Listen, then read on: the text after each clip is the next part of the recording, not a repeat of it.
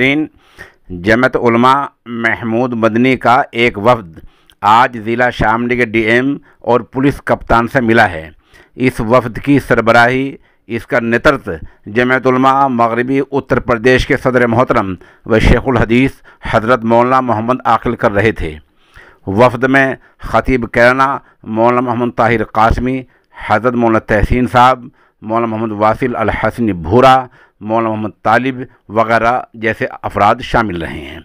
वफ़द ने डीएम मोहतरमा जसजीत कौर से 2 सवाल किए हैं। पहले सवाल ये किया है कि मदरसे कब खुलेंगे। डीएम ने बहुत साफ जवाब दिया है कि मदरसों की और स्कूलों की गाइडलाइन एक ही है। जैसे ही स्कूल खुलेंगे मदरसे वाले भी मदरसा खोलने के मजाज हैं, वो महकमा सेहत की गाइडलाइन के मुताबिक मदरसे खोल सकते हैं, जिनमें मास्क लगाना और जिस्मानी फासला लाजमी होगा और सैनिटाइज भी करना होगा। इसी के साथ साथ शेखुल हदीस मौलाना मोहम्मद आकिल साहब ने बहुत ही वाज़ेह अल्फाज में दरियाफ़्त किया कि मदरसे के हॉस्टलों दारुल इकामे का क्या बनेगा। हमारे यहाँ बाहर के तलबा आकर क़याम करते हैं। मोहतरमा जसजीत कौर ने इस सवाल का भी ये जवाब दिया है कि वो भी इन्हीं शर्तों के साथ रह सकते हैं।